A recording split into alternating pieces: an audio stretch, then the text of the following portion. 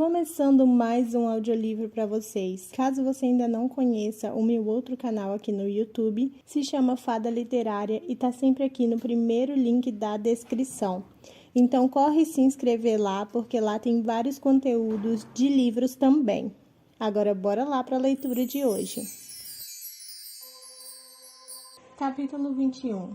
Rowan conhecia cada caminho percorrido e escondido para Doranelle, tanto o reino exuberante quanto a vasta cidade que recebera seu nome.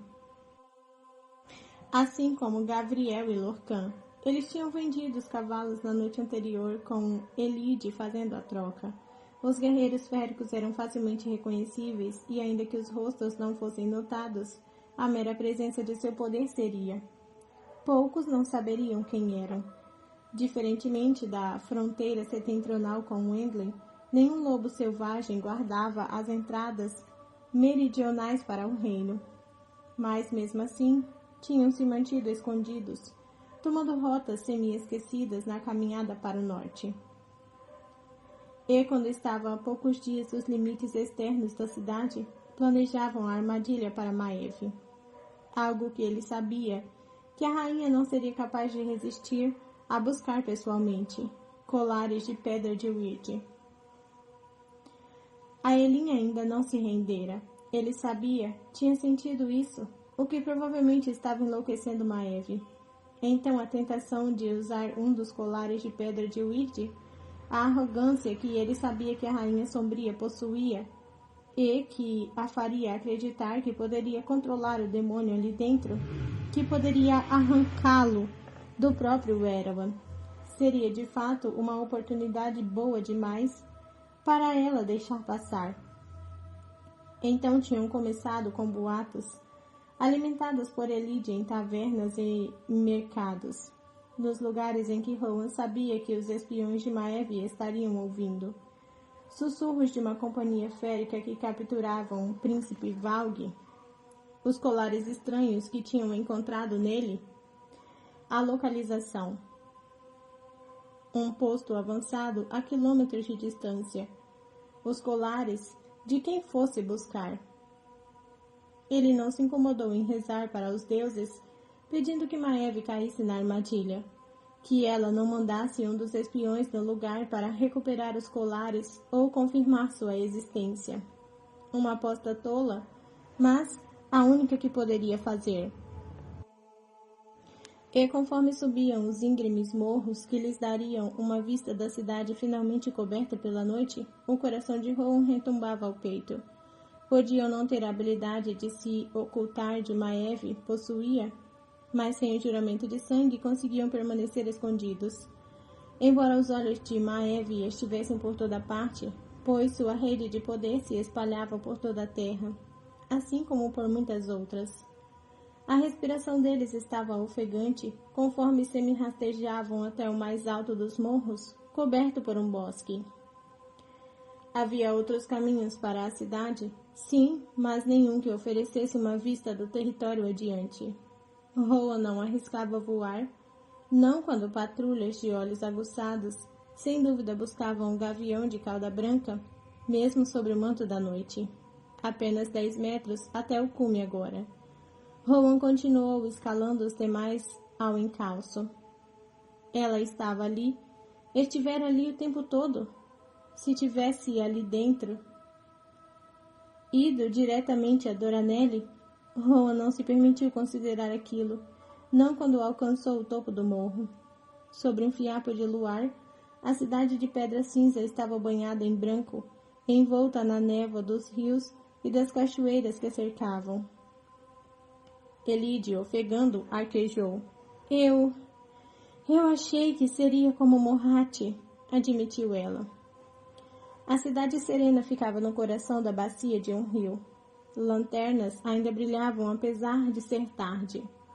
E ele sabia que em alguma praça haveria música. Seu lar, ou havia sido? Será que os cidadãos ainda eram seu povo, depois que ele se casara com uma rainha estrangeira? Depois de ter enfrentado e matado tantos deles nas águas de Ellery, Rowan não procurou pelas bandeiras pretas de luto que estariam penduradas em tendas das janelas. Ao lado dele, o guerreiro sabia que Lorcan e Gavriel estavam evitando contratá-las também. Durante séculos, os três tinham conhecido aquelas pessoas, vivido entre elas, chamando-as de amigas. Mas será que algum deles sabia quem estava presa entre eles? Será que tinham ouvido seus gritos? Aquele é o palácio, disse Gavriel a Elide, apontando para o aglomerado de domos e de prédios elegantes dispostos no limite leste, ao longo da borda da imensa cachoeira. Nenhum deles falou ao observar o prédio ladeado por colunas que abrigava a ala pessoal da rainha e as suítes deles. Nenhuma luz estava acesa do lado de dentro. Isso não confirma nada? Observou Lorcan. Se Maeve saiu ou se Aelin ainda está lá. Rowan ouviu o vento, farejou, mas não sentiu nada. A única forma de confirmar qualquer um dos dois é entrando na cidade. Aquelas duas pontes são a única entrada? Elide franziu a testa para as pontes de pedra idênticas do lado sul e norte de Doranelli. Ambas abertas, ambas visíveis a quilômetros de distância. Sim, afirmou Lorcan com a voz contida. O rio era amplo demais, selvagem demais para nadar, e se alguma outra forma existia, Rowan jamais ouvira falar.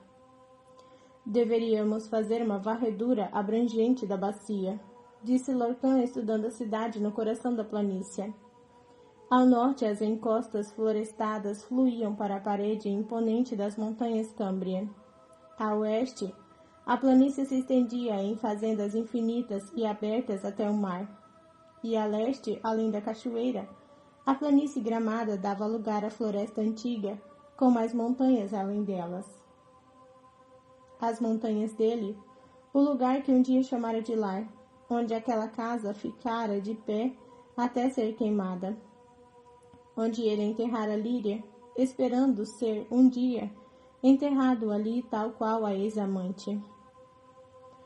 Precisamos de uma estratégia de fuga também, comentou Rowan, embora já estivesse considerando para onde fugir depois. Maeve iria mandar os melhores para caçá-los? Isso um dia o incluíra. Ele tinha sido enviado para encontrar e matar féricos que se tornavam monstruosos demais para que até mesmo Maeve suportasse. Féricos desgarrados que não tinham mais motivo para existir. Ele treinara os caçadores que Maeve iria libertar. Ensinara-os os caminhos ocultos, os lugares em que os féricos preferiam se esconder. Jamais considerara que isso um dia seria usado contra ele. Vamos esperar um dia, declarou Lorcan. Rowan lançou a ele um olhar frio. Um dia é mais do que podemos desperdiçar. Aelin estava lá embaixo. Naquela cidade, ele sabia, conseguia sentir. Estivera mergulhando para dentro do próprio poder nos últimos 2 dias, preparando-se para a matança que libertaria, a fuga que fariam. A tensão de segurar aquilo o puxava qualquer controle que restava. Pagaremos por um plano apressado se não tomarmos tempo. Sua parceira pagará também, disse Lorcan. O controle do antigo comandante também estava no limite. Mesmo Gavriel, calmo e tranquilo, caminhava de um lado para o outro. Todos tinham descido ao próprio poder, puxando-o do fundo. Mas Lorcan estava certo. Rowan diria o mesmo se as posições fossem invertidas. Gavriel apontou para uma protuberância rochosa na face da colina abaixo. Está protegida da vista? Acampamos ali esta noite e faremos nossas avaliações amanhã. Vamos descansar. A ideia era repulsiva. Dormir enquanto Aelin estava a meros quilômetros. As orelhas se eriçaram, como se Rowan pudesse captar os gritos dela no vento. Mas ele apenas disse, tudo bem. Não precisava declarar que não arriscaria uma fogueira. O ar estava frio, mas ameno o suficiente para que sobrevivessem. Rowan desceu da face da colina, oferecendo a mão a Elide para ajudá-la a passar pela perigosa queda rochosa. Ela aceitou a mão dele, com dedos trêmulos. Mesmo assim, não havia hesitado em ir com eles a fazer nada daquilo. O guerreiro encontrou outro apoio para o pé antes de se virar para ajudá-la. Não precisa entrar na cidade. Decidiremos a rota de fuga e você pode nos encontrar lá. Quando Elide não respondeu, Rowan ergueu os olhos para ela. Os olhos da jovem não estavam sobre ele, mas sobre a cidade adiante, arregalados de terror. O cheiro de Elide ficou encharcado daquilo. Lorcan chegou em um segundo, pondo a mão no ombro dela. O que é? Rowan se virou na direção da cidade. O alto da colina era uma fronteira, não dos limites da cidade, mas de uma ilusão. Uma bela e idílica ilusão, para que qualquer um que reconhecesse o entorno dela reportasse, pois o que agora cercava a cidade de todos os lados, mesmo na planície leste, um exército, um imenso exército acampava ali.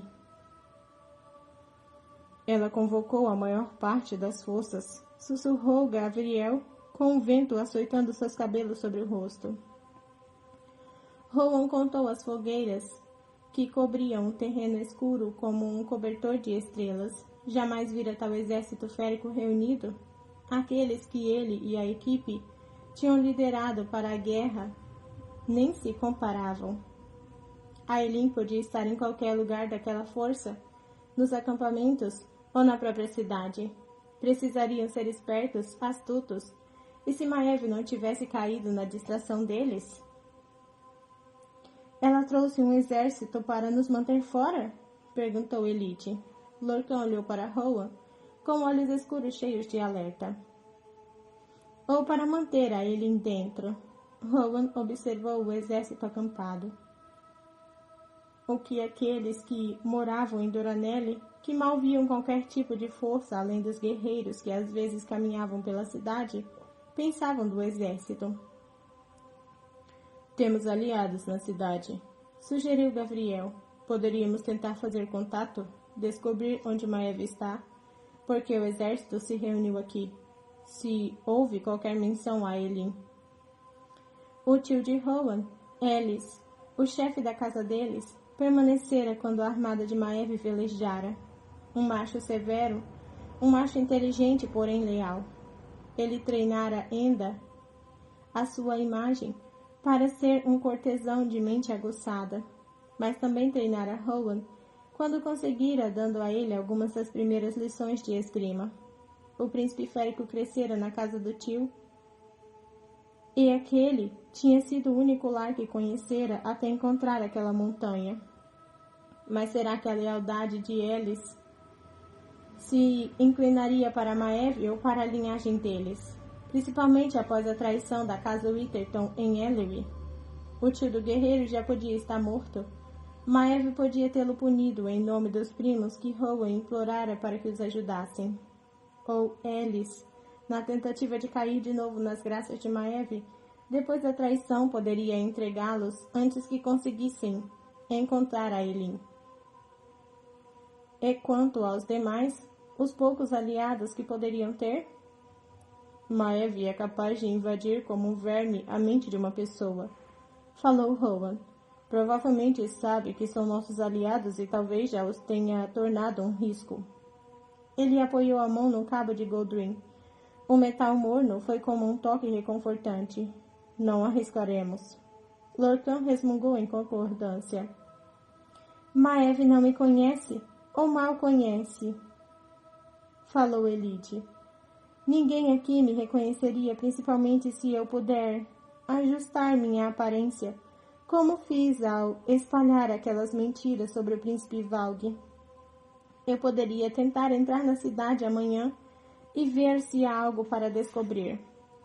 Não. A resposta de Lorcan foi como uma faca no escuro. Fria e inabalada, a jovem retrucou. Você não é meu comandante e não está em minha corte. Ela se virou para Rowan, mas ele estava. Rowan estava acima dela, hierarquicamente. Ele tentou não se esquivar. Ailin colocara aquilo sobre ele. Lorcan sibilou. Ela não conhece a disposição da cidade. Não sabe lidar com os guardas. Então ensinaremos a ela? Interrompeu Gavriel. Esta noite, ensinaremos a ela o que sabemos. Lorcan exibiu os dentes. Se Maeve estiver em Doranelle, vai farejá-la. Não vai, não, disse Elide. Ela encontrou você naquela praia, disparou Lorcan. Elide ergueu o queixo. Vou entrar naquela cidade amanhã. E o que vai fazer? Vai perguntar se a Elin Galatnos anda perambulando por aí? Vai perguntar se Maeve está livre para um chá da tarde? O grunhido de Lorcan ecoou pelo ar. Elide não recuou por um segundo. Vou perguntar por carne. Todos ficaram imóveis. Rowan não tinha tanta certeza de que ouvira direito. Ela os observou com firmeza. Certamente uma jovem mulher mortal pode perguntar por um macho que a abandonou. Lorcan ficou pálido como a lua acima deles. Elide. Quando ela não respondeu, o semiférico se virou para Rowan. Nós faremos reconhecimento. Tem outra forma de... Elide apenas disse a Rowan. Se encontrarmos Cairne, encontraremos a Elin e descobriremos se Maeve ainda está aqui. Não havia mais medo florescendo nos olhos de Elide. Não restava um vestígio do cheiro dela. Então Rowan assentiu, mesmo quando Lorcan ficou tenso. Boa caçada, Lady. Capítulo 22. As planícies cobertas de neve de Terrassen se estendiam para o sul, direto para as encostas onduladas que se abriam para o horizonte. No início daquele verão, Lissandra tinha atravessado aquelas encostas com seus companheiros, com sua rainha. Tinha observado Ailin subir e caminhar até a pedra de granito entalhada que se projetava do topo. O marco da fronteira entre Adarlan e Terrassen. A amiga dera um passo além da pedra e chegara em casa. Talvez aquilo fizesse de Lissandra uma tola, mas ela não percebera que quando visse as encostas de novo, usando as pernas de um pássaro, seria durante uma guerra. Ou como batedora de um exército de milhares de soldados, marchando longe e atrás dela. A metamorfa deixara Edion se virar para explicar o desaparecimento súbito de Ailin ao partir para aquela missão de reconhecimento, para ver onde poderiam, por fim, interceptar as legiões de Moahat, e dar ao general uma descrição do terreno adiante. Batedores féricos nas próprias formas de pássaro tinham voado para o leste e o leste a fim de ver o que poderiam descobrir também. As asas prateadas de falcão enfrentaram o vento fustigante, o que fazia Lissandra voar com uma velocidade que parecia disparar relâmpago líquido por seu coração. Além do leopardo fantasma, aquela forma se tornara a preferida, ágil, reluzente e cruel. Aquele corpo fora feito para cavalgar os ventos para prosseguir pressas. A neve tinha parado, mas o céu permanecia cinza. Não havia um indício de sol para aquecê-los. O frio era uma preocupação secundária, tornada suportável pelas camadas de penas. Por longos quilômetros, Lissandra voou e voou, avaliando o terreno vazio. Cidades pelas quais passaram durante o verão tinham sido esvaziadas, com o lubrificante fugindo para o mar. Com os habitantes fugindo para o mar. Ela rezava para que tivesse encontrado um porto seguro antes das neves, que os possuidores de magia naquela cidade tivessem conseguido se afastar das garras de Moahat. Havia uma menina em uma das cidades que fora abençoada com o poderoso dom da água. Será que ela e a família tinham sido acolhidas atrás das espessas muralhas de Orinte? A metamorfa pegou uma corrente ascendente e voou mais alto. O horizonte se revelou mais. A primeira das encostas passou abaixo, cordilheira de luz e sombra sobre o céu nublado. Levar o exército para cima delas não seria simples, mas a devastação tinha lutado perto dali antes. Sem dúvida. conheceriam o caminho, apesar dos altos bancos de neve nos vales. O vento gritava, empurrando para o norte, como se impedindo que ela voasse para o sul, implorando para que não prosseguisse. Montanhas coroadas com pedras surgiram, os antigos marcos fronteiriços. Lissandra passou disparada por eles. Restava algumas horas até o cair da noite. Ela voaria até que a noite e o frio a incapacitassem. Então encontraria uma árvore sobre a qual se encolher até poder voltar ao trabalho ao alvorecer. A metamorfa voou mais para o sul. O horizonte estava desolado e vazio, até não estar mais, até ela ver o que marchava na direção deles a quase cair do céu. Ren a ensinara a contar soldados, mas Lissandra perdira a conta todas as vezes que tentava chegar a um número nas fileiras organizadas que marchavam pelas planícies setentrionais de Adarlan, bem em direção às encostas que se estendiam pelos dois territórios. Milhares. 5, 10, 15 mil, mais. De novo e de novo, ela perdeu a conta. 20, 30. Lissandra subiu mais no céu. Subiu mais porque os Ilken alado voavam com eles, disparando sobre as tropas de armadura preta, monitorando tudo o que acontecia abaixo. 40, 50 mil tropas protegidas pelos Ilken. E entre eles, a cavalo, montava rapazes de rostos lindos, com colares pretos no pescoço acima da armadura. Príncipes Valg, 5 no total, cada um comandando uma legião.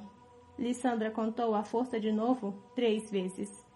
50 mil tropas contra os 25 mil que tinham reunido. Um dos Ilken a viu e saiu voando para cima. Lissandra fez uma curva abrupta e seguiu de volta para o norte, com as asas batendo freneticamente. Os dois exércitos se encontraram nos campos cobertos de neve ao sul de Terrassen. O príncipe geral de Terrassen tinha ordenado que esperassem em vez de correr para enfrentar as legiões de Morhat, que deixassem as hordas de Erawan se exaurirem nas encostas e que mandassem uma frente avançada de assassinos silenciosos para derrubar soldados com dificuldades entre os morros e as valas. Apenas alguns dos assassinos voltaram. O poder sombrio do príncipe Valg varria à frente, devorando tudo no caminho. E mesmo assim a portadora do fogo não os incendiou até virar em chamas. Não fez nada a não ser cavalgar ao lado do primo. Os Ilken desceram no acampamento deles à noite, liberando o caos e o terror, dilacerando os soldados com as garras cheias de vento antes de fugirem para os céus. Eles arrancaram as antigas pedras das fronteiras dos cumes gramados quando passaram para Terrassen. Nem um pouco cansados, inabalados pela neve. Com poucas baixas, o exército de Morhat deixou o restante de encostas. Eles correram para baixo das laterais das montanhas, como uma onda preta estourando na terra, bem contra as lanças e os escudos da devastação, a magia dos soldados féricos contendo o poder dos príncipes Valg. Mas não eram páreo para os Ilken, que dispararam atrás da magia como teias de aranha em um portal, alguns cuspindo veneno para derreter o poder. Então os Ilken aterrissaram ou estilhaçaram as defesas deles de vez. E mesmo uma metamorfa na forma de serpente alada, armada com espinhos venenosos, não conseguiu derrubar todos eles.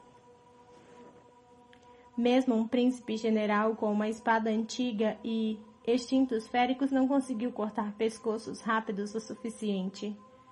No caos, ninguém reparou que a portadora do fogo não apareceu, que nem uma brasa de sua chama brilhou na noite desesperada. Então os soldados de infantaria os alcançaram, e aquele exército aglomerado começou a se dispersar. O flanco direito se separou primeiro. Um príncipe Valg liberou o poder dele. E homens caíram mortos ao encalço. Foi preciso que Elias, dos assassinos silenciosos, se espreitasse para trás das linhas inimigas, decapitando-o para que o massacre parasse. As linhas centrais da devastação se mantiveram firmes, mas perderam metro após metro para garras e presas e espadas e escudo. Havia tantos inimigos que a realeza férica e seus parentes não conseguiam sufocá-los rápido bastante. Em números suficientes, quaisquer vantagens que a magia dos féricos tivessem garantido a eles não seguravam Morhat por muito tempo. As bestas de Morhat os empurravam para o norte naquele primeiro dia e noite adentro, e no alvorecer do dia seguinte, ao cair da noite do segundo dia, até mesmo a frente da devastação tinha cedido. Ainda assim, Morhat não parou de avançar. Capítulo 23. Elide jamais vira um lugar como Doranelle. A cidade dos rios, assim era como a chamavam.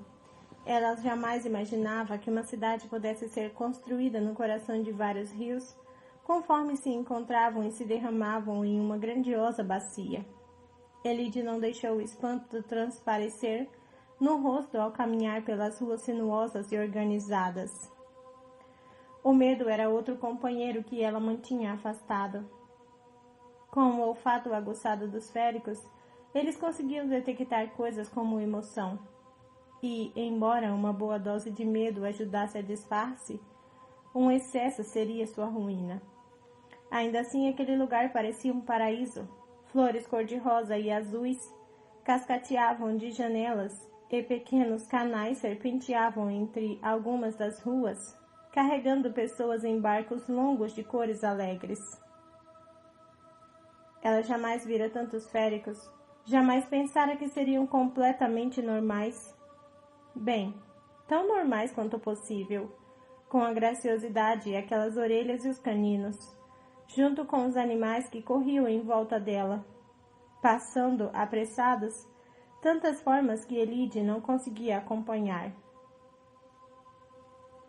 Todos perfeitamente satisfeitos ao realizar seus afazeres diários, comprando de tudo, desde pão crocante até jarras de algum tipo de óleo e pedaços vibrantes de tecido. No entanto, governando acima de tudo, acomodada no palácio na região leste de Doranelle, estava Maeve. E aquela cidade, dissera Rowan a Elide, fora construída de pedra para evitar que Brano, ou qualquer dos predecedentes dele, a queimasse até virar cinzas. Elide lutava contra o cochear que aumentava a cada passo para dentro da cidade, afastando-se da magia de Gavriel. Ela os deixara nas encostas florestadas, onde havia acampado na noite anterior, e Lorcan tentara mais uma vez argumentar contra sua ida, mas Elide apenas tinha esvasculhado as várias sacolas deles até encontrar o que precisava: frutas silvestres que Gavriel recolhera do dia anterior, um cinto sobressalente de Rowan, assim como uma capa verde escura, uma camisa branca amassada de Lorcan e um pequeno espelho que ele usava para se barbear. A jovem não dissera nada ao encontrar os retalhos de linho branco no fundo da sacola de Lorcan, esperando pelo seu próximo ciclo. Ela não conseguira achar as palavras de toda forma, não com o esmagamento que sentia no peito ao sequer pensar nelas. Elide manteve os ombros relaxados, embora o rosto permanecesse tenso, ao parar na beira de uma linda praça em torno de uma fonte que gorgolejava. Comerciantes e consumidores perambulavam conversando sobre o sol do meio da manhã. Ela parou diante da entrada arqueada da praça, colocando-se de costas para ela, e pegou o pequeno espelho do bolso da capa com o cuidado de não agitar as facas também escondidas ali. A jovem abriu a caixa compacta, franzindo a testa para o próprio reflexo. Metade da expressão não era um completo fingimento. Elide esmagara as frutas silvestres ao alvorecer e cuidadosamente delineava os olhos com um suco, deixando-os avermelhados nos cantos e com uma aparência de tristeza, como se estivesse chorando há semanas. De fato, o rosto que fez um biquinho para ela estava bastante arrasado.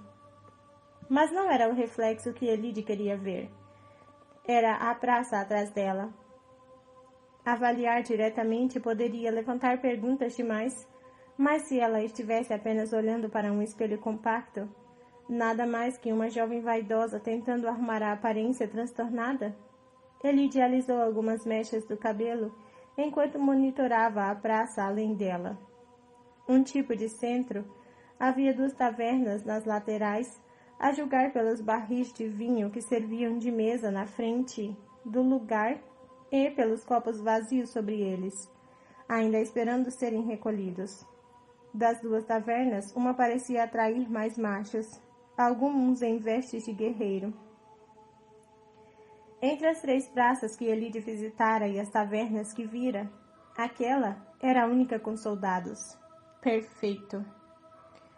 A jovem alisou o cabelo de novo, fechou o espelho compacto e se virou de volta para a praça, erguendo o queixo, uma menina tentando reunir alguma dignidade. Que vissem o que queriam ver, que olhassem para a camisa branca que ela vestia no lugar da jaqueta de couro das bruxas, assim como a capa verde jogada sobre o corpo e cinturada no meio, e pensassem que era uma viajante estrangeira sem senso de moda, uma garota longe de seu elemento naquela cidade bela e bem vestida. Elide se aproximou dos 7 féricos ao lado de fora da taverna, observando quem falava mais, quem ria mais alto, para quem os 5 machos e as 2 fêmeas se voltavam com mais frequência. Uma das fêmeas não era uma guerreira. Estava vestida com uma calça feminina de tecido macio e uma túnica azul, centáurea, que se ajustava à silhueta exuberante como uma luva. Elide marcou para quem parecia olhar, mas para confirmar e na esperança de receber aprovação. Uma fêmea de ombros largos, com os cabelos pretos cortados recém a cabeça.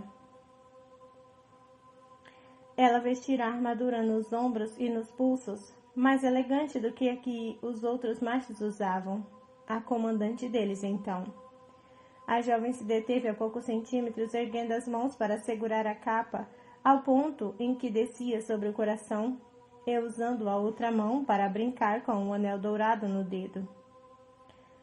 A herança inestimável era pouco mais do que a lembrança de um amante. Mordendo o lábio, ela lançou olhares hesitantes e agitados para os soldados, para a taverna. Choramingou um pouco. A outra fêmea, aquela com as finas roupas azuis, foi quem reparou em Elide primeiro. Ela era linda, percebeu a jovem. Os cabelos escuros caíam em uma trança espeita e lustrosa pelas costas. A pele marrom dourada reluzia com a luz interior. Os olhos pareciam suaves com bondade e preocupação.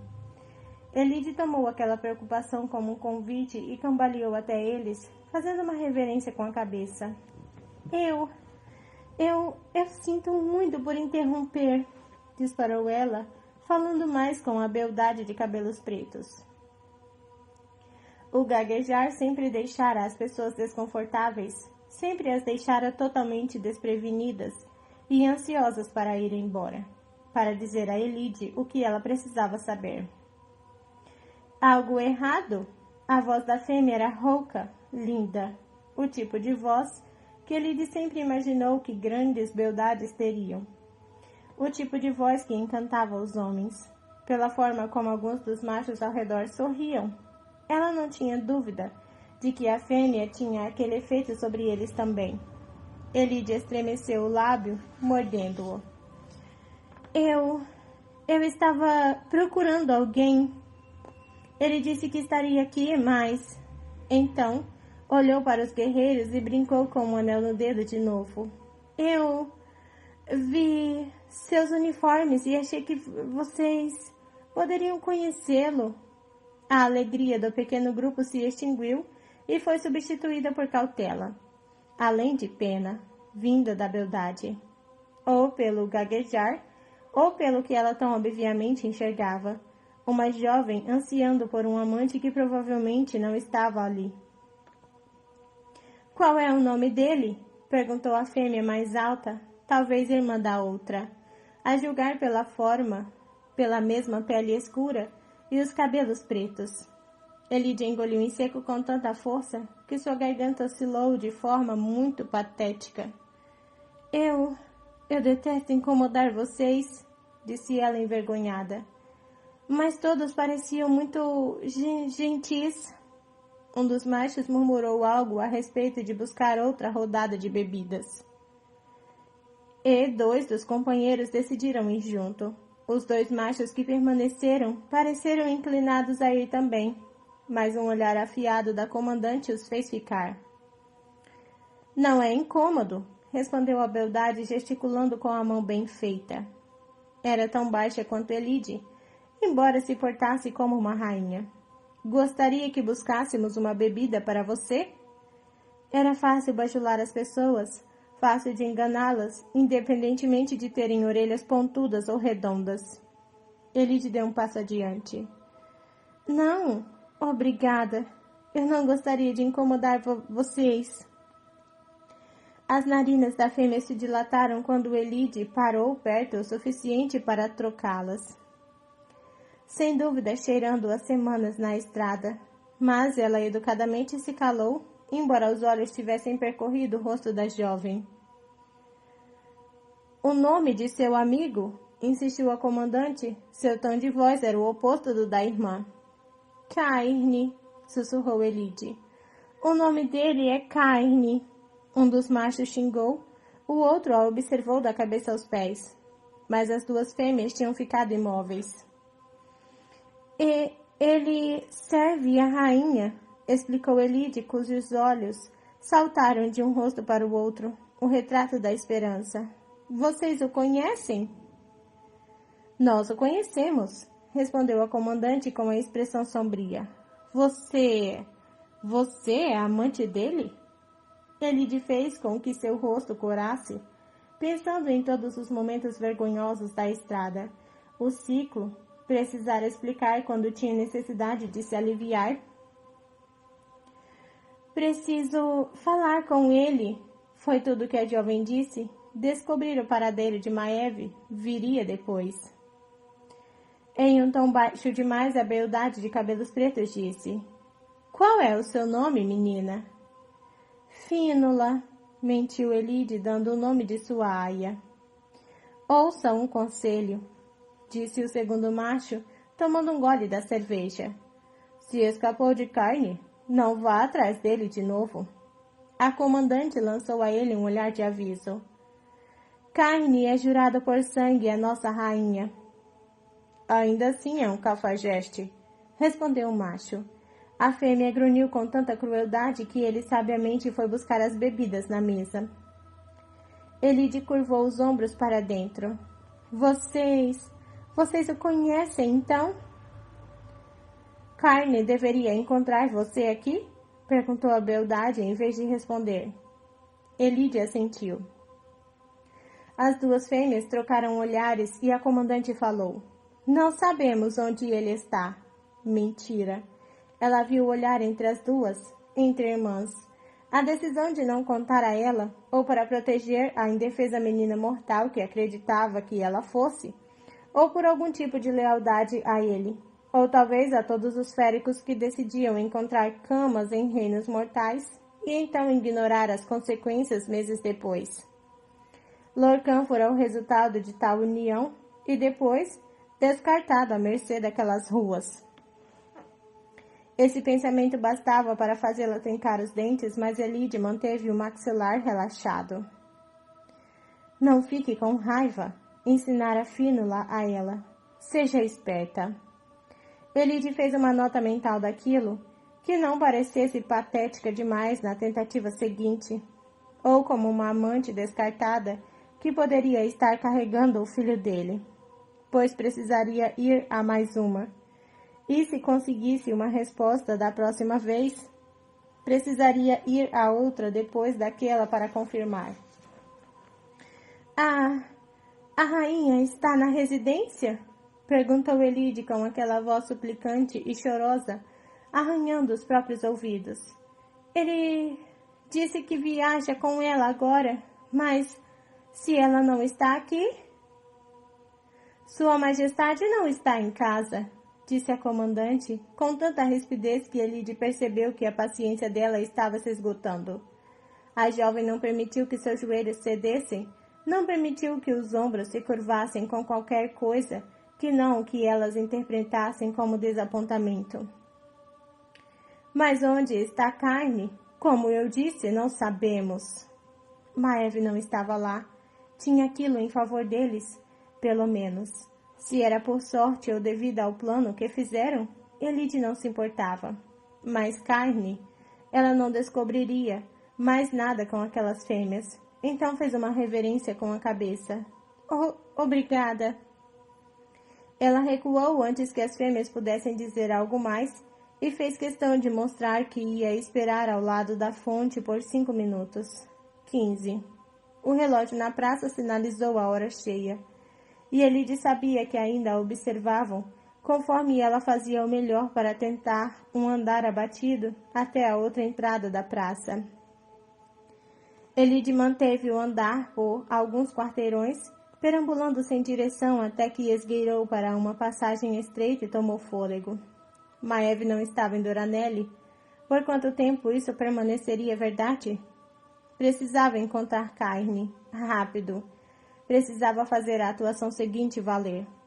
Precisava ser menos patética, menos carente, menos chorosa. Talvez tivesse acrescentado vermelhidão demais em volta dos olhos. Elide pegou o espelho. Ao passar o mindinho sobre um dos olhos, esfregou parte daquela mancha vermelha. Não saiu. Umedecendo a ponta do dedo com a língua, ela o passou pela parte inferior dos olhos de novo. A mancha diminuiu levemente. Estava prestes a fazer aquilo de novo quando um movimento lampejou no espelho. Elide se virou, porém tarde demais. A beldade de cabelos pretos da taverna estava parada atrás dela. Lorcan jamais sentira o peso das horas tão intensamente sobre si. Enquanto fazia reconhecimento da fronteira sul daquele exército, observando os soldados nas rotações de turno, reparando nas artérias principais do acampamento, ele mantinha um olho na cidade, a cidade dele. Ou tinha sido, ele jamais imaginara, mesmo durante a infância que passara sobrevivendo nas sombras, que se tornaria uma fortaleza inimiga. Que Maeve, que o tinha açoitado e punido por qualquer rebeldia, ou para diversão própria, se tornaria uma inimiga tão grande quanto Erawan, e enviar Elide para as guerras dela? Fora preciso toda a sua força para permitir que a jovem partisse. Se ela fosse capturada, se fosse descoberta, ele não ouviria a respeito, não saberia.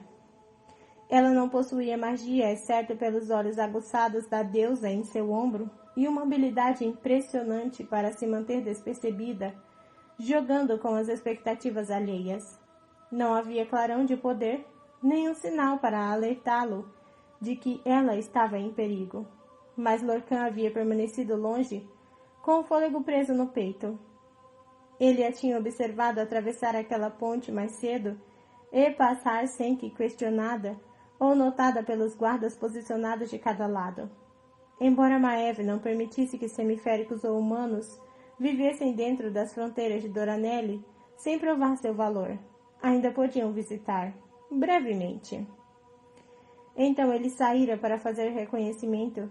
Sabia que o Witherton ordenara que ele estudasse a fronteira sul, aquela fronteira, porque era exatamente onde ela surgiria, se surgisse. O Witherton e Graviel tinham dividido os demais acampamentos, o príncipe reivindicando o oeste e o norte, enquanto Leão ficava com o acampamento leste acima da bacia da cachoeira. O sol da tarde estava afundando na direção do mar distante quando voltaram para a pequena base. Alguma coisa? A pergunta de Rowan reverberou até eles. Lorcan balançou a cabeça. Nem de Elide, nem de meu reconhecimento. Os turnos das sentinelas são rigorosos, mas não impenetráveis. Posicionaram batedores nas árvores 9 quilômetros acima. Ele conhecia alguns deles. Fora seu comandante. Seria agora seus inimigos? Gavriel se metamorfoseou e desabou sobre uma pedra. igualmente sem fôlego. Eles têm patrulhas aéreas no acampamento leste e sentinelas espalhadas pelo limite da floresta. Ron se recostou contra um pinheiro alto e cruzou os braços. Que tipo de pássaros? De rapina, principalmente. Falou Gabriel. Soldados altamente treinados, então. Sempre foram os mais inteligentes dos batedores. Não reconheci nenhum de sua casa. Ou todos estavam naquela armada agora em Terracem, ou Maeve os matara. Rowan passou a mão no maxilar. O acampamento das planícies oeste também está pesadamente vigiado. O do norte, menos. Mas os lobos nos desfiladeiros provavelmente fazem metade do trabalho deles. Não se incomodaram em discutir por que aquele exército deveria ter sido reunido. Para onde estaria se dirigindo? Se a derrota de Maeve na costa de Elwë teria bastado para levá-la a uma aliança com Morhat. E para levar aquele exército a esmagar Terracem por fim. Lorcan olhou para a encosta arborizada. Sua audição se aguçou em busca de galhos ou folhas estalando. Meia hora. Ele esperaria meia hora antes de descer aquela colina. Lorcan se obrigou a ouvir Witherton e Gavriel relatarem pontos de entrada e estratégias de saída para cada acampamento. Se obrigou a se juntar àquele debate. E se obrigou a também discutir as possíveis entradas e saídas de Doranelli, onde poderiam entrar na cidade, como poderiam dar a volta e retornar sem incitar a ira daquele exército. Um exército que um dia supervisionara e comandaram.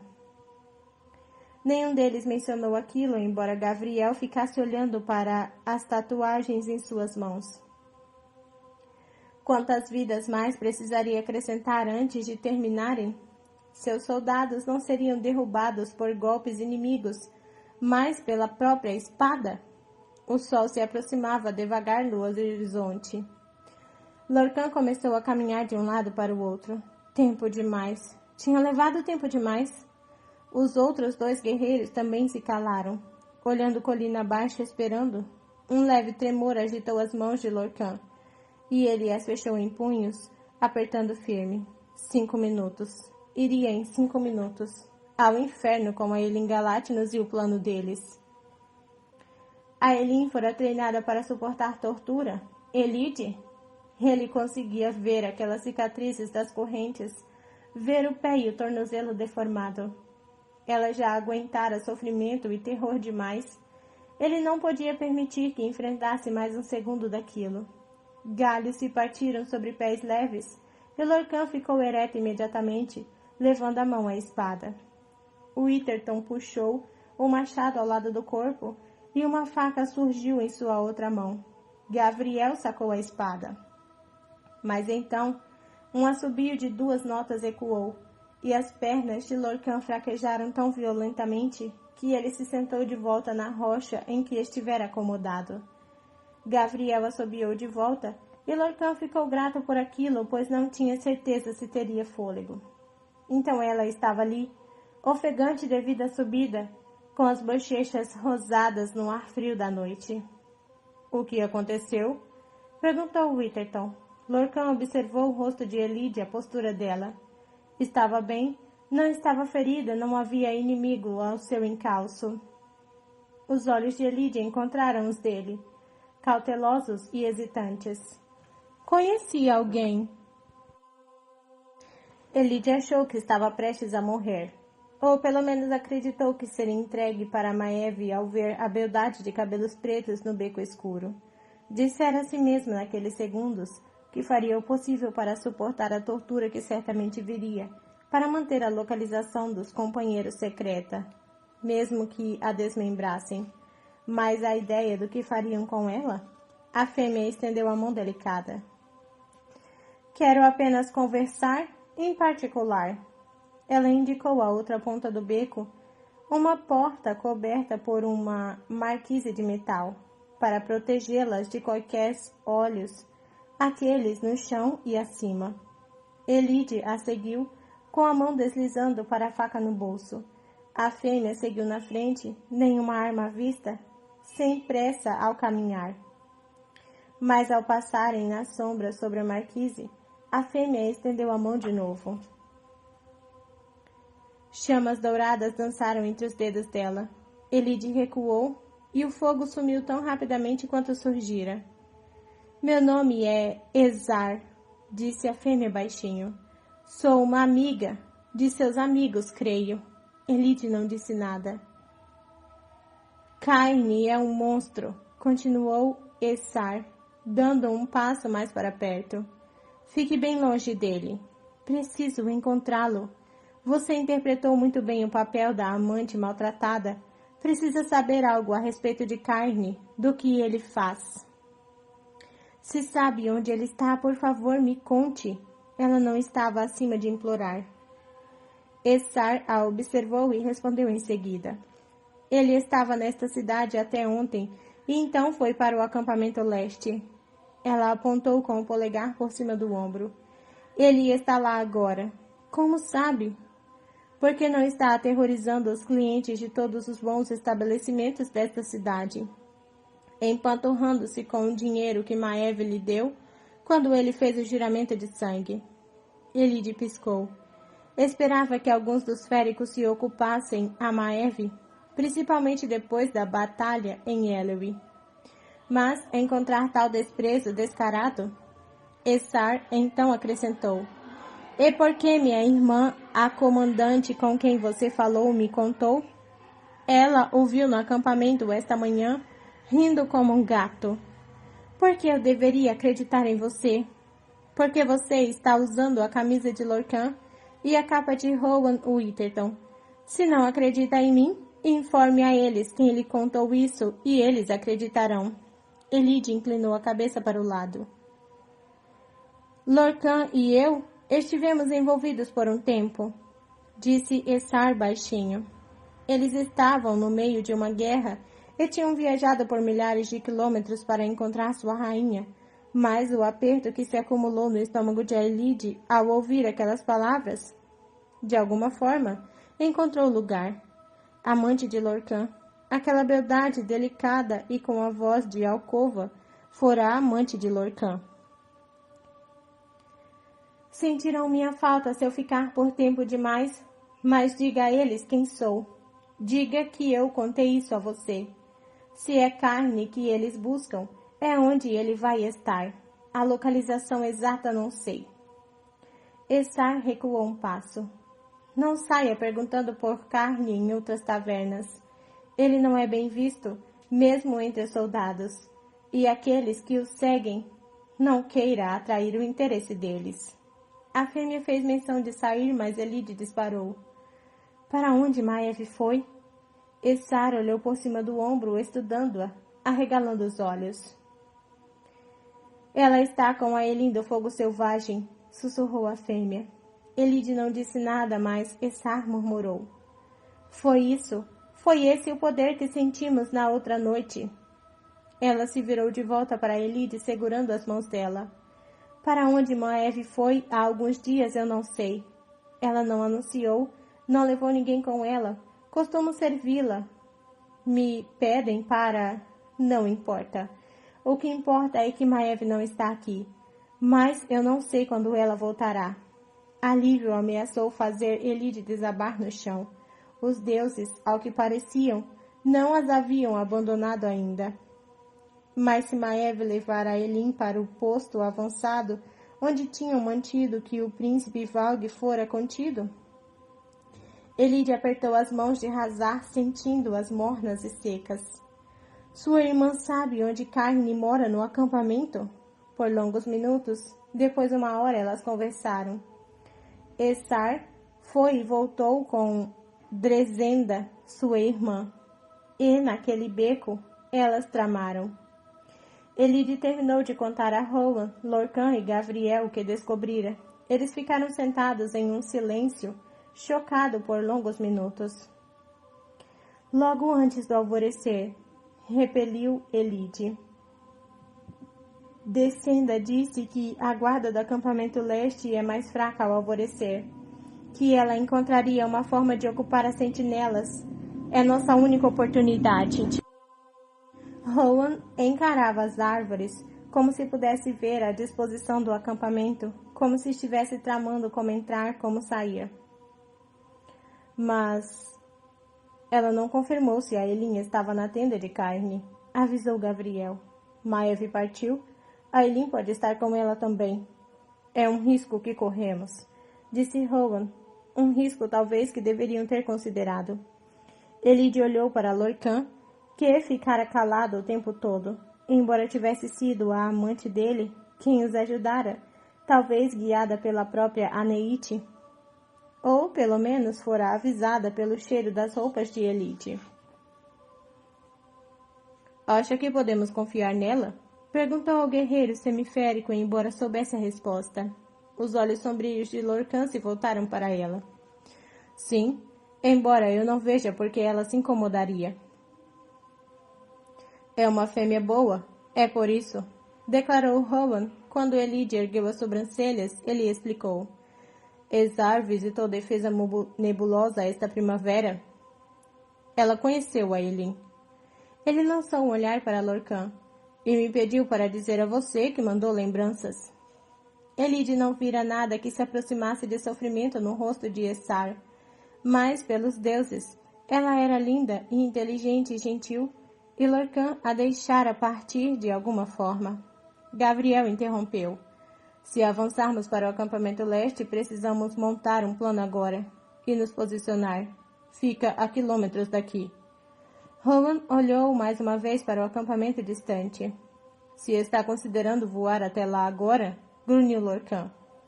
Então vai merecer qualquer desgraça que advenha dessa burrice. Rowan exibiu os dentes para ele, mas o semiférico falou. Todos entramos, todos saímos. Elide assentiu em concordância pela primeira vez. Lorcan pareceu enrijecer o corpo com surpresa. Rowan chegou àquela conclusão também, porque se agachou e mergulhou uma faca na terra ensanguentada. Esta é a tenda de carne, disse ele em direção à adaga. Então procurou um pinho próximo. Esta é a entrada sul do acampamento? E então eles planejaram. Rowan se separara dos companheiros havia uma hora, mandando-os assumirem suas posições. Não entrariam todos e sairiam todos. Rowan invadiria o acampamento, tomando a entrada mais ao sul. Gabriel e Lorcan aguardariam um sinal dele perto da entrada leste, escondidos na floresta logo além das colinas ondulantes e gramadas daquele lado do acampamento, prontos para causar um inferno quando ele lançasse uma faísca da magia, distraindo os soldados naquela direção, enquanto Rowan correria até a Elin. Ele esperaria por eles mais distante naquela floresta ou fugiria se as coisas piorassem. Ela havia protestado, mas mesmo Gabriel dissera que ela era mortal, sem treino. E o que a jovem fizera naquele dia, Rowan não tinha palavras para expressar sua gratidão pelo que ele lhe fizera, a aliada inesperada que encontrara. Ele confiava em Essar. Ela jamais gostara de Maeve. Dizia descaradamente que não a servia com vontade ou orgulho. Mas aquelas últimas horas antes do alvorecer, quando tantas coisas podiam dar errado, Maeve não estava lá. Isso pelo menos dera certo. Rowan se deteve nas colinas íngremes acima da entrada sul do acampamento. Ele facilmente se mantivera escondido das sentinelas nas árvores, com seu vento mascarando qualquer traço do cheiro. Abaixo, estendendo-se sobre a planície a leste gramada, o acampamento do exército reluzia. Ela precisava estar lá. A Elin precisava estar lá. Se tinham chegado tão perto para acabar sendo exatamente o que fizera, Maeve levar a Elin embora de novo? Levá-la junto para o posto avançado? Rowan afastou o peso no peito.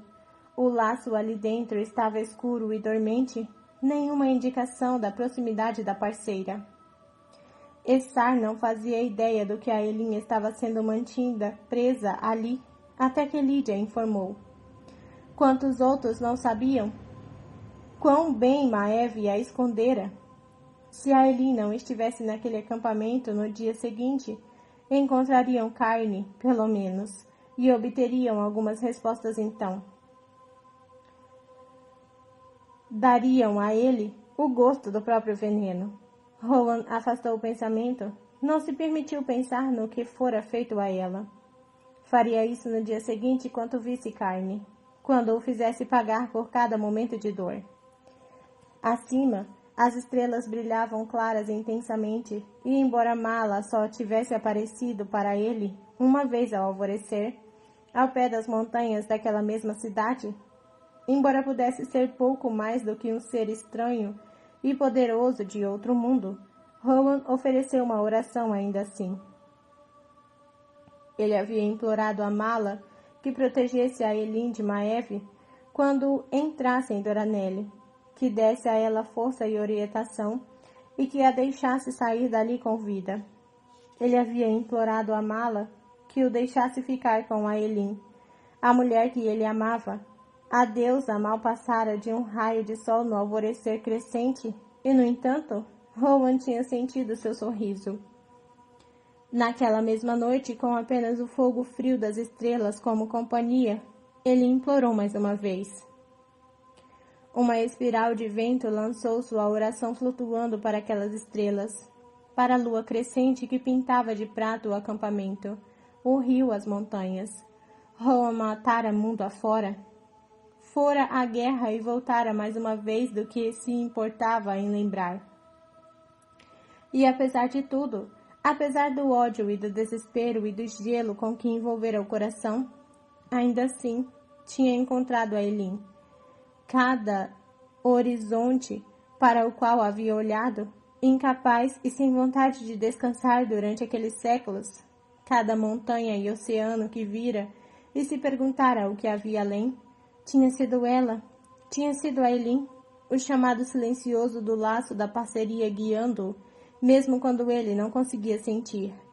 Tinha percorrido aquele caminho sombrio juntos de volta à luz. Rowan não deixaria que a estrada acabasse ali. Capítulo 24. As Crochan a ignoravam. Ignoravam as 13. Algum insulto era sibilado conforme passavam, mas um olhar de Manon e das 13 mantinham aqueles pulsos fechados ao lado dos corpos. As Crochan permaneceram no acampamento por uma semana para cuidar das bruxas feridas. Então Manon e as 13 permaneceram também, ignoradas e odiadas. O que é este lugar? Perguntou Manon a Glennis, ao encontrar a idosa ao lado da fogueira, polindo o cabo de uma vassoura atada com ouro. Duas outras estavam sobre um manto próximo, um trabalho inferior para a bruxa no comando daquele acampamento. É um acampamento antigo, um dos mais antigos que reivindicamos. Os dedos retorcidos de Glennis disparavam sobre o cabo da vassoura. Cada uma das 7 grandes fogueiras tem um fogo aqui, assim como muitas outras. De fato, havia muito mais do que 7 no acampamento. Era um local de reunião para nós depois da guerra, e desde então se tornou um local para iniciar algumas das bruxas mais jovens para a vida adulta. É um rito que desenvolvemos ao longo dos anos, mandá-las ao interior selvagem por algumas semanas para caçar e sobreviver apenas com a vassoura e uma faca. Permanecemos aqui enquanto elas fazem isso. Sabe qual é nosso rito de iniciação? Perguntou Manon baixinho. A expressão de Glennis se fechou. Sei, todas sabemos. A qual fogueira pertencia à bruxa que Manon havia matado aos 16 anos? O que a avó fizera com o coração Crochan, que Manon trouxera de volta em uma caixa para a fortaleza Bico Negro, usando a capa da inimiga como troféu? Mas então a jovem bruxa perguntou, quando vocês seguem para Elwyn? Amanhã, aquelas que foram mais gravemente feridas na batalha se curaram o suficiente para viajar, ou para sobreviver aqui sozinhas. O estômago dela se apertou, mas Manon afastou o arrependimento. Glennis estendeu uma das vassouras para ela. A base estava amarrada com fios de metal comum. Vai voar para o sul conosco? Manon pegou a vassoura e a madeira murmurou contra sua mão. O vento vinha da corrente rápida e cruel. Entre os picos acima, lhe sussurrou ao ouvido. Ela e as 13 tinham decidido dias antes. Se era para o sul que seguiam as Crochas, então para o sul elas iriam. Mesmo que cada dia que passasse pudesse significar a desgraça para aqueles ao norte. Voamos com vocês, respondeu Manon. Glennis assentiu. Essa vassoura pertence a uma bruxa de cabelos pretos chamada Carsin. A idosa indicou com o queixo as tendas atrás de Manon. Ela está de serviço ao lado de suas serpentes aladas. Dorian decidiu que não precisava de um lugar escondido para treinar. O que fora uma sorte, pois não havia privacidade no acampamento das Crochas. Não dentro do acampamento e certamente não em torno dele. Não com os olhos aguçados das sentinelas patrulhando dia e noite. E foi assim que acabou sentado diante de Vesta, na fogueira de Glennis, com a bruxa ruiva quase dormindo de tédio. Aprender metamorfose, resmungou ela bocejando pela 10ª vez naquela hora. Parece uma perda de tempo colossal. Vesta apontou a mão branca como a neve para o ringue de treino improvisado em que as 13 trabalhavam os corpos musculosos e os instintos. Poderia estar lutando com Lin no momento.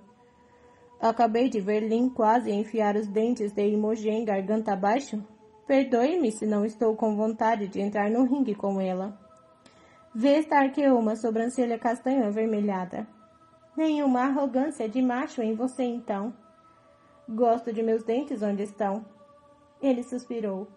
Estou tentando me concentrar. Nenhuma das bruxas, nem mesmo Manon, questionara por que ele praticava. Dorian apenas mencionara, havia quase uma semana que a aranha o fizera se perguntar se poderia se transformar usando aquela sua magia pura. E elas deram de ombros.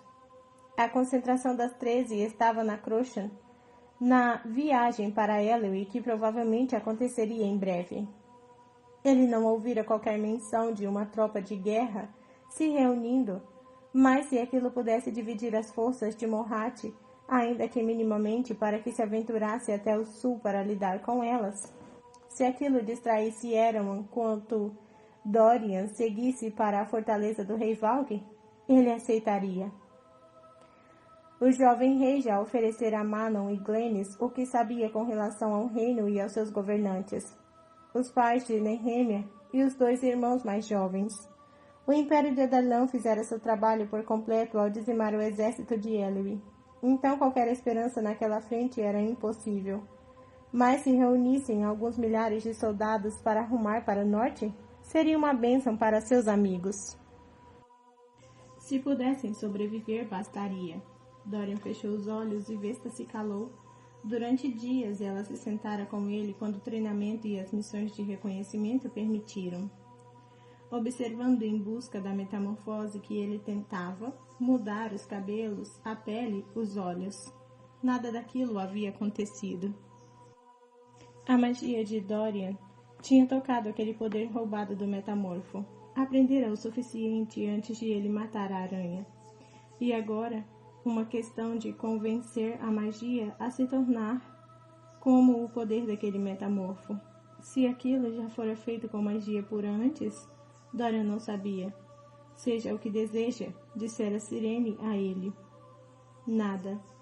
Dorian não desejava ser nada, mas ele continuou olhando para dentro, para cada canto oco e vazio. Precisava apenas fazer por tempo bastante para dominar a metamorfose. Para entrar escondido em Morhat e encontrar a 3ª chave, para então oferecer tudo o que era e fora para o fecho e o portão. E então tudo acabaria, para Erawan, sim, e para ele. Mesmo que aquilo deixasse Hollin com o direito ao trono. Hollin que fora gerado por um homem infestado por um Valg também. Será que o demônio passara algum traço para o irmão de Dorian? O menino era bestial, mas será que era humano? Hollin não matara o pai deles, não estilhaçara o castelo, não deixara a sorte morrer. Dorian não tinha ousado perguntar a Damaris, mas tinha certeza do que faria caso a espada revelasse o que ele era, bem no fundo. Em vez disso, ele olhava para dentro de si, para onde a magia fluía no interior do corpo, para onde podia se mover entre chamas e água e gelo e vento. Mas não importava o quanto quisesse, ou quanto imaginasse cabelos castanhos ou pele mais pálida ou sardas, nada acontecia. Ela não era uma mensageira, mas Manon entendeu a deixa e aceitou a oferta, junto com 3 outras vassouras, todas para bruxas espalhadas pelo acampamento. Não bastaria voar com elas para Ellery, não, precisaria aprender sobre elas, cada uma delas bruxas. Astrid, que estivera monitorando do outro lado da fogueira, se juntou a Manon, pegando 2 das vassouras.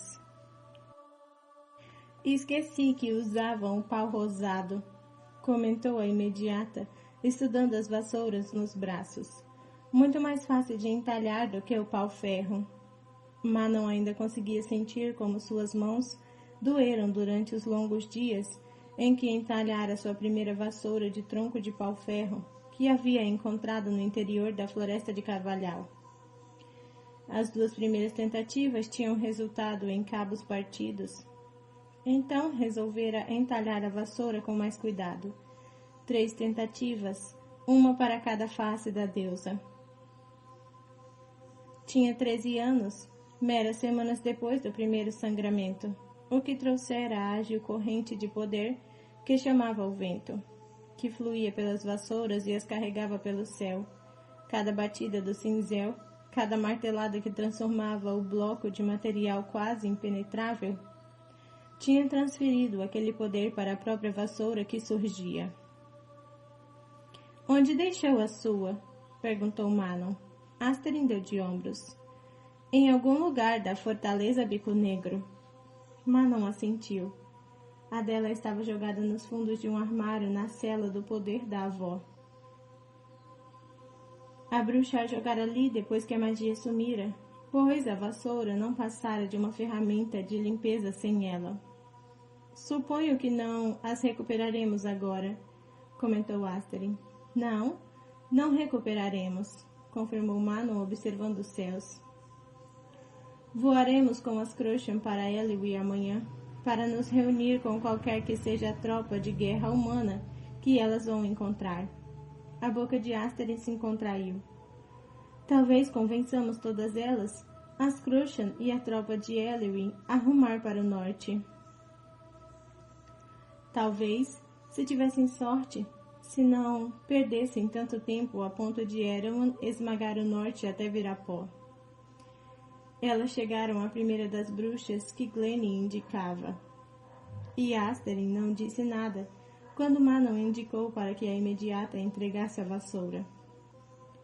O nariz da Crochan se enrugou com desprezo conforme ela deixava a vassoura pender de 2 dedos. Agora vou precisar limpá-la de novo. Astrid deu um sorriso torto à bruxa que significava que problemas se aproximavam rápido.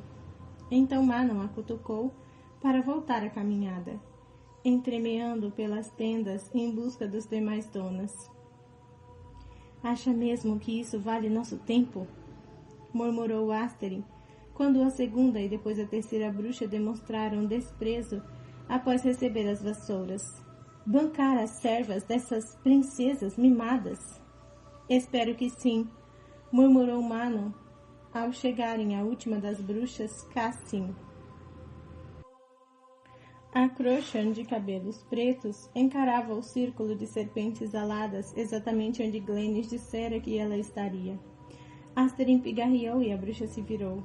O rosto de pele morena se contraiu, mas Cassim não mostrou desprezo. Não sibilou. Missão cumprida, Astrid deu meia volta. No entanto, Manon, indicando com o queixo as serpentes aladas, disse para Crochan: É diferente de usar as vassouras, mais rápido, mais mortal, mas também é preciso alimentá-las e dar-lhes de beber. Os olhos verdes de Catherine estavam cautelosos, porém curiosos. Ela olhou de novo para as serpentes aladas, amontoadas para se proteger do frio. A fêmea azul de Asterin, colada ao lado de Abraxas, com a asa dele caída sobre ela. Manon continuou. Erawan as criou usando métodos dos quais não temos muita certeza. Ele pegou uma base antiga e deu vida a elas, pois havia serpentes aladas em Adarlan antes, muito tempo atrás. Ele queria criar uma horda de assassinas desalmadas, mas algumas não saíram assim. Asterin se calou, pelo menos desta vez. Por fim, Catherine comentou. Sua serpente alada parece muito um cachorro do que qualquer uma outra coisa. Não era um insulto, lembrou-se Manon. As Crochet criavam cachorros como bicho de estimação e os adoravam como os humanos. O nome dele é Abraxas, disse a jovem bruxa. Ele é diferente. Ele e a Azul são parceiros. Asterin se sobressaltou. São o quê? A Crochet apontou para a fêmea azul aninhada ao lado de Abraxas. Ele é menor, mas cuida dela e a acaricia com o focinho quando ninguém está olhando. Manon trocou um olhar com Asterin. As montarias delas flertavam incessantemente sim, mas parceria? Interessante, foi o que Manon conseguiu dizer. Não sabia que faziam tais coisas? As sobrancelhas de Catherine se franziram. Sabiam que cruzavam, interrompeu-se Asterin por fim. Mas não testemunhamos isso acontecer por escolha. Por amor, ressaltou a Crochet, e Manon quase revirou os olhos. Estas bestas, apesar de seu mestre sombrio, são capazes de amar. Besteira, mas alguma coisa no interior dela percebeu que era verdade. Então Manon perguntou, embora já soubesse. Qual é seu nome? Contudo, cautela mais uma vez invadiu os olhos de Cassim. Como se ela tivesse lembrado com quem falava, que havia outras que poderiam revê-las conversando. Obrigada pela vassoura, disse a bruxa, então saiu caminhando entre as tendas. Pelo menos uma das Crochet tinha falado com ela. Talvez aquela viagem a Ellery desse a ela a chance de falar com outras, mesmo que pudesse sentir cada hora e minuto que passavam pesando sobre elas. Corra para o norte, cantava ao vento, dia e noite, rápido bico negro. Quando Catherine se foi, Asterin permaneceu encarando Abraxas e Narene, enquanto coçava o cabelo. Acha mesmo que eles são parceiros? Abraxas ergueu a cabeça de onde a repousava, sobre as costas de Narene, e olhou na direção delas como se dissesse, demoraram para entender, hein? O que eu deveria estar procurando exatamente? Sentado joelho a joelho na minúscula tenda, com o vento uivando do lado de fora, os olhos dourados de Manon se semicerraram ao olhar para o rosto de Dorian. Meus olhos, disse ele. Apenas me diga se mudam de cor. Ela grunhiu. Essa coisa de metamorfose é mesmo algo urgente de se aprender? Faça para me agradar, ronronou ele, voltando-se para dentro e fazendo sua magia se acender. Marrom. Vocês vão mudar de azul para marrom. Mentiroso. Dorian sabia que era um mentiroso por guardar os verdadeiros motivos dela. Não precisava de Damaris para confirmar isso. Manon poderia proibi-lo de ir a Morhat, mas havia outra possibilidade, pior ainda do que aquela. Que ela insistisse em ir com ele. Manon deu um olhar ao jovem rei que poderia ter feito um homem covarde fugir. Ainda estão azuis. Pelos deuses, ela era linda. Dorian se perguntou quando deixaria de parecer uma traição pensar nisso. Ele respirou fundo, concentrando-se de novo, ignorando a presença sussurrante daquelas duas chaves no bolso do casaco. Diga-se perceber qualquer mudança. Isso é diferente de sua magia? Dorian se sentou, apoiando os braços atrás do corpo ao buscar as palavras para explicar. Não é como outros tipos de magia que fluem pelas minhas veias e mudam, com meio pensamento, de gelo para chamas para a água. Ela o observou, inclinando a cabeça de uma forma que Dorian vira as serpentes aladas fazerem, logo antes de devorarem uma cabra inteira. De qual gosta mais? Uma pergunta incomumente pessoal, embora durante a última semana, graças ao relativo calor e à privacidade da tenda, tivesse passado horas enroscado nos cobertores que estavam sobre os dois. Ele jamais tivera algo com ela. Às vezes se perguntava se Manon já tivera algo com ele também. Dorian vira com que frequência ele encontrava prazer quando ele tomava as rédeas, quando o corpo dela se contorcia sobre o dele e Manon perdia o controle totalmente. Mas as horas naquela tenda não tinham levado a nenhum tipo de intimidade. Apenas abençoada distração. Para ambos. Dorian ficava feliz com isso, dizia ele a si mesmo. Nada daquilo poderia terminar bem para nenhum dos dois. Gosto mais do gelo, admitiu ele por fim, percebendo que deixara o silêncio se prolongar. Foi o primeiro elemento que saiu de mim, não sei porquê. Você não é uma pessoa fria, ele arqueou uma sobrancelha. Essa é sua opinião profissional? Manon estudou. Pode descer aquelas profundezas quando está irritado, quando seus amigos são ameaçados, mas não é frio, não no coração. Já vi homens que são e você não é. Você também não? Disse ele um pouco baixo. A coisa errada a se dizer. Manon enrijeceu o queixo dela e se ergueu. Tenho 117 anos, respondeu ela inexpressiva. Passei a maior parte desse tempo matando. Não se convença de que os ventos dos últimos meses apagaram isso. Continue dizendo isso a si mesma. Ele duvidava de que alguém já tivesse falado com ela de modo tão ousado e sentia prazer por fazer isso e manter o pescoço intacto. Manon grunhiu na cara dele. É um tolo se acredita que o fato de que sou rainha delas apaga a verdade de que matei inúmeras Crushan.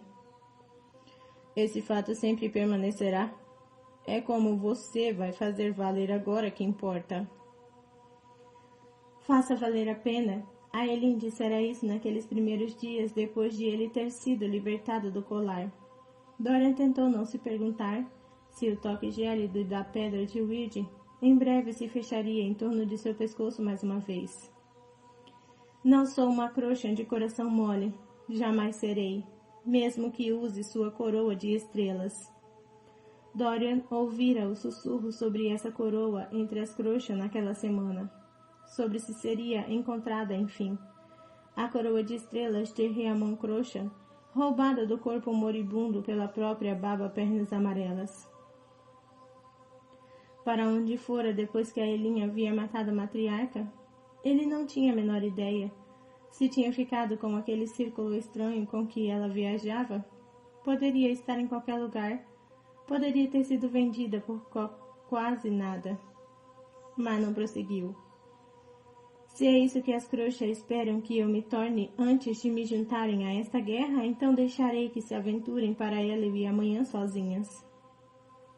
É tão ruim assim se importar? Os deuses sabiam que ele estava com dificuldades para fazer isso também.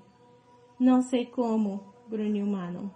Ridículo, uma mentira descarada. Talvez fosse devido à grande probabilidade de que recebesse o colar de novo em Morhat. Talvez fosse porque era um rei que abandonara seu reino nas garras de um inimigo. Mas Dorian se viu dizendo, você se importa sim? E sabe disso também. É o que faz com que tenha tanto medo de tudo isso.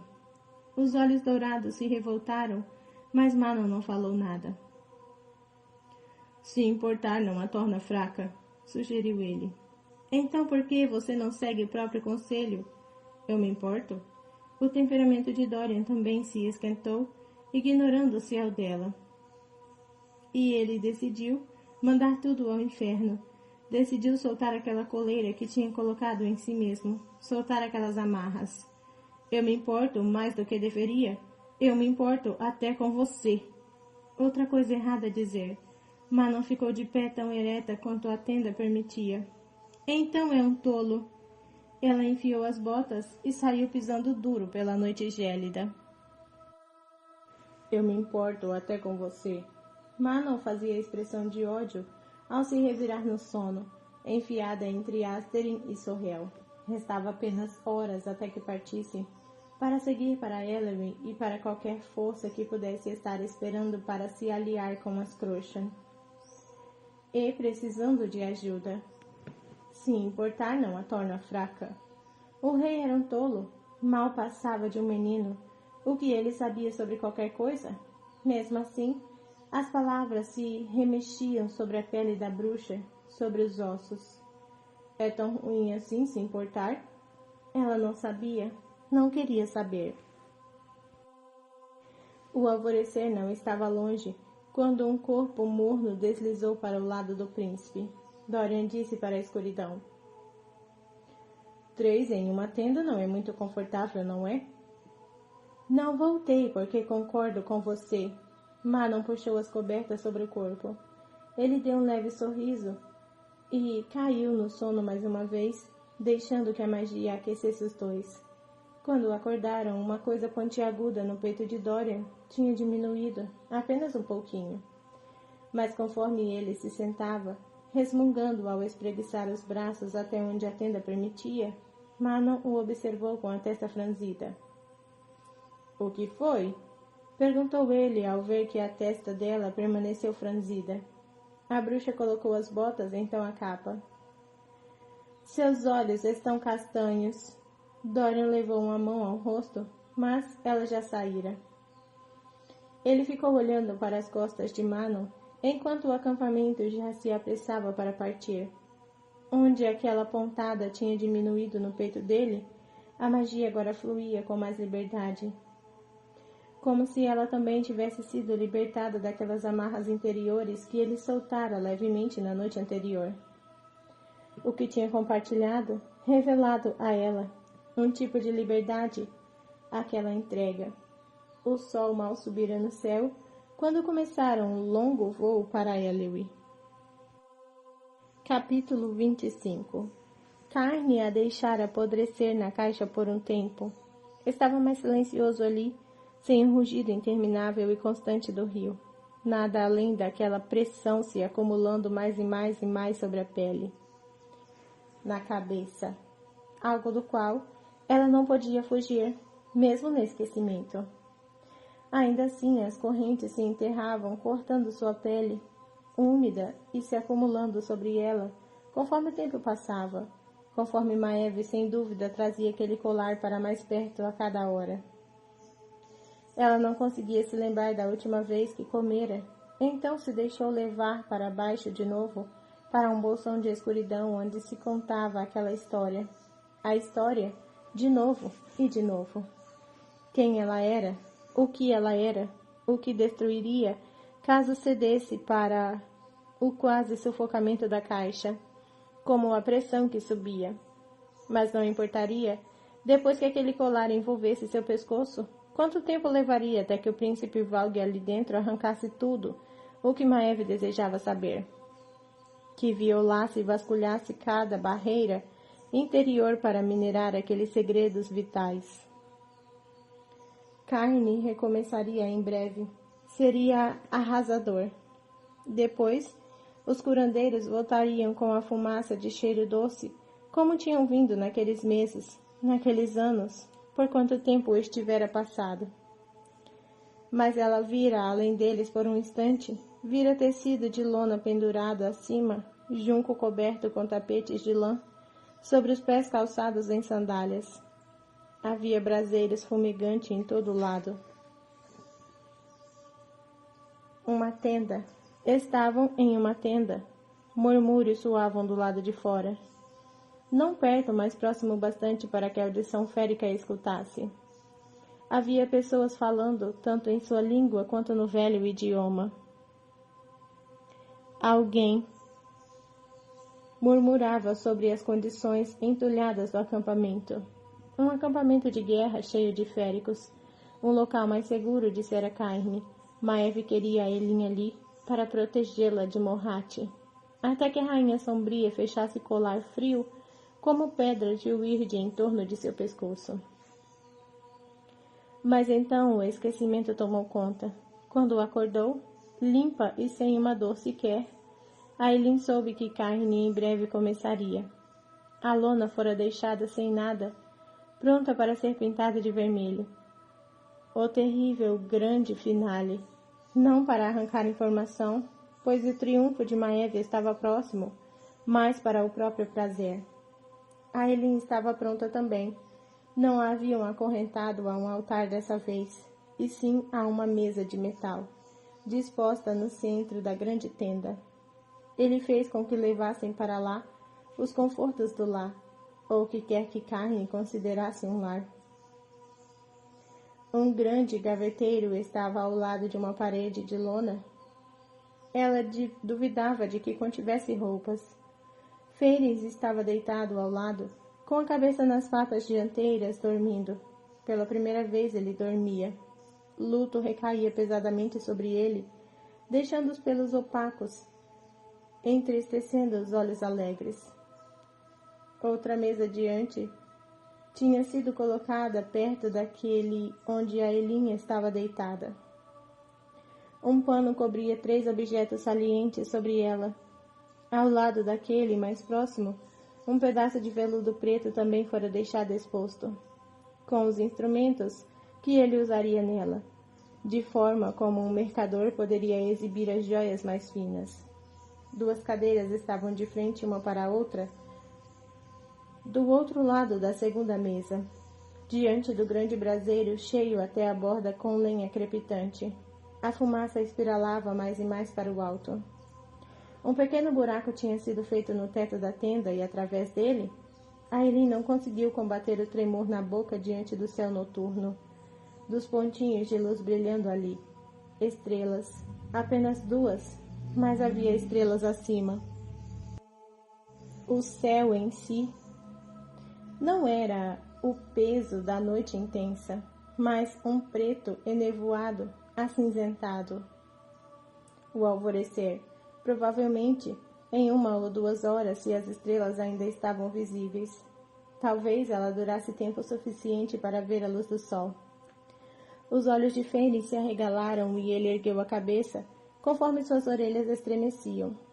Ailin respirou para se acalmar, quando Cairne abriu as abas da tenda, oferecendo um lampejo das fogueiras e da escuridão que clareava além dela. Nada mais. Aproveitando o descanso, ela não disse nada. O macho passou a mão pela borda da mesa de metal. Ando pensando no que fazer com você, sabe? Como realmente aproveitar isso? Tornar essa ocasião especial para nós 2 antes de nosso tempo acabar. O grunhido de Feiris ecoou pela tenda, mas Cairne apenas retirou o tecido da mesa menor. Pequenos pratos de metal apoiados em tripés, cheios de lenha apagada. Ailin enrijeceu quando ele puxou uma até ela, colocando-a sobre o pé da mesa de metal. Um braseiro menor, com as pernas encurtadas, de forma que a tigela mal pairava acima do chão. Ele pôs o segundo braseiro abaixo do centro da mesa e o terceiro sobre a cabeça. Brincamos com suas mãos antes? Disse Cairne, esticando-se. Ailin começou a tremer. Começou a puxar as correntes que ancoravam seus braços acima da cabeça. O sorriso dela aumentou. Vejamos como seu corpo inteiro reage às chamas em seu donzinho especial. Talvez queime, como o restante de nós. Ela puxou as correntes inutilmente e seus pés deslizaram contra o metal ainda frio. Não dessa forma. Cairne levou a mão ao bolso e pegou uma pederneira.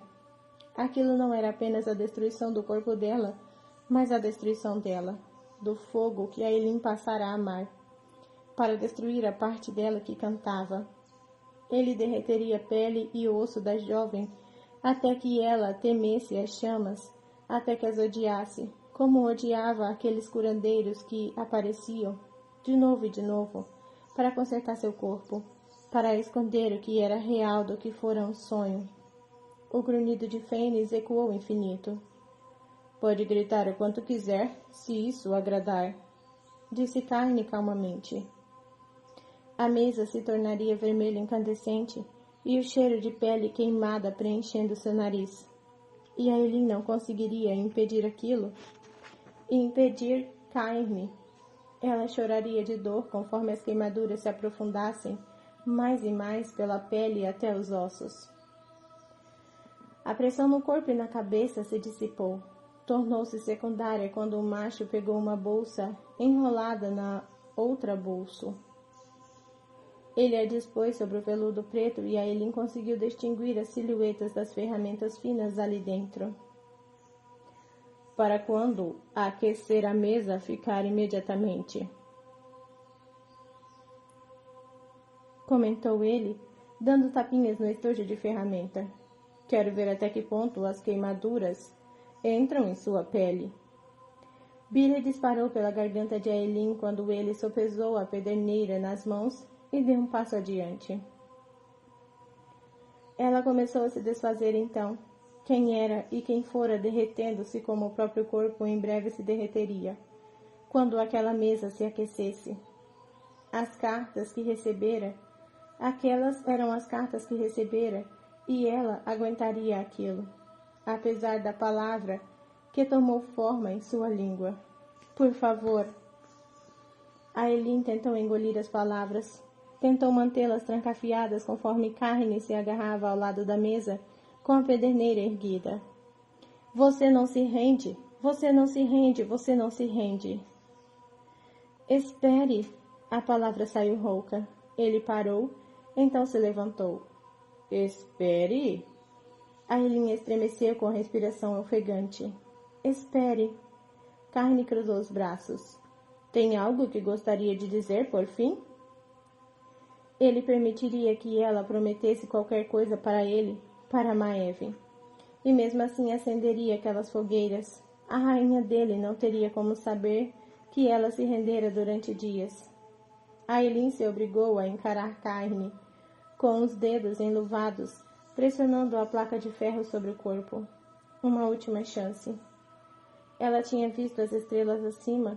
Era um presente tão grandioso quanto qualquer outro recebera. Maior do que as joias e os vestidos, e a arte que um dia cobiçara e colecionara em Forte da Fenda. O último presente que receberia, se jogasse as cartas que recebera, se o enganasse direito. Para acabar com aquilo, para acabar com ela, antes que Maeve pudesse colocar o colar de pedra de Wyrd em volta de seu pescoço. O alvorecer se aproximou e as estrelas se apagaram uma a uma. Rowan espreitava a entrada mais ao sul do acampamento conforme seu poder latejava. A tenda de Carne estava no centro do aglomerado, quase 3 quilômetros entre Rowan e a presa. Quando os guardas começassem a trocar de turno, ele arrancaria o ar de seus pulmões. Arrancaria o ar de cada soldado em seu caminho. Quantos ele conheceria? Quantos teria treinado? Uma pequena parte de Rowan rezava para que o número fosse pequeno, para que se os conhecesse, fossem espertos e não interferissem. Não tinha intenção de parar, no entanto. Ele pegou o machado ao lado do corpo, enquanto uma longa faca já reluzia na outra lateral. A calma letal recaía sobre ele horas antes, dias antes, meses antes. Apenas mais alguns minutos. Os 6 guardas na entrada do acampamento se agitaram nos postos. As sentinelas nas árvores atrás dele, alheias à presença de Rowan naquela noite, vieram à ação assim que os colegas caíssem. E certamente o veriam assim que o príncipe férico saísse das árvores, atravessando a estreita faixa de grama entre a floresta e as tendas. Ele pensara em voar para dentro, mas as patrulhas aéreas passaram a noite circundando, e se as enfrentasse, se gastasse mais poder do que precisava, enquanto também combatia as flechas e a magia, sem que dúvida seriam disparadas abaixo. Desperdiçaria reservas vitais de energia? Então, seria a pé, uma corrida árdua e brutal, até o centro do acampamento, então para fora com Aelin ou com Cairne. Ainda vivo, precisava manter Cairne vivo por enquanto, por tempo suficiente para dispersar o acampamento e chegar a um lugar onde pudesse arrancar cada resposta dele. Vá, insistiu uma voz baixinha. Vá agora. A irmã de Essar os aconselhara a esperar até o alvorecer, quando o turno seria mais fraco, quando ela se certificaria de que alguns guardas não chegariam a tempo. Vá agora! Aquela voz carinhosa, mas insistente o cutucava, empurrando-o na direção do acampamento. Rowan exibiu os dentes e sua respiração ficou mais intensa. Lorcan e Gavriel estariam esperando pelo sinal, uma faísca de magia dele, quando o guerreiro adentrasse o acampamento suficiente. Agora, príncipe! Rowan conhecia aquela voz, sentia seu calor. E se a própria Senhora da Luz sussurrava a seu ouvido? Ele não se permitiu considerar, nem se revoltar contra a deusa que insistia para que ele agisse, mas que alegremente sacrificaria a parceira dele para o fecho. Então, Rowan se preparou, impulsionando o gelo para as veias. Calmo, preciso, mortal. Cada golpe das lâminas, cada torrente de poder precisava valer. Rowan lançou magia para a entrada do acampamento. Os guardas seguraram os pescoços e escudos fracos oscilavam em torno deles.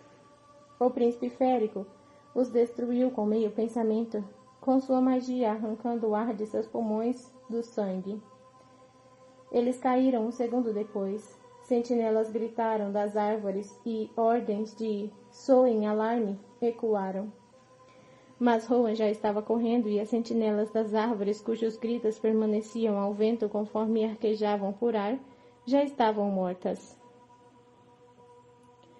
O céu sangrou lentamente até o alvorecer. De pé no limite das árvores, que ladeava a parte leste do acampamento com bons 3 quilômetros da colina ondulante e gramada sobre ele e o exército, Lorcan monitorava as tropas agitadas. Gavriel já se metamorfoseara e o leão da montanha agora caminhava perto da linha das árvores, esperando pelo sinal. Era difícil não olhar para trás, embora Lorcan não pudesse vê-la. Tinha deixado Elide alguns quilômetros floresta adentro, escondida em um conjunto de árvores que ladeavam o vale. Se tudo desse errado, ela fugiria, mais para o meio do bosque montanhoso, para cima das antigas montanhas, onde predadores muito mais mortais e espertos do que os féricos ainda caminhavam. Ela não oferecera a ele uma palavra de despedida, embora tivesse desejado sorte a todos. Lorcan não conseguira encontrar as palavras certas de toda forma, então havia partido sem sequer olhar para trás. Mas ele olhava para trás agora, rezava para que, caso não voltassem, ela não saísse à caça deles.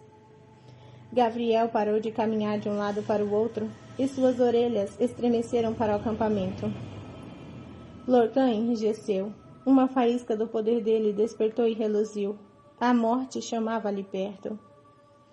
É cedo demais, observou o semiférico buscando algum indício do sinal de Witherton. As orelhas de Gavriel estavam caladas à cabeça, e ainda assim aqueles gemidos dos moribundos passaram por eles.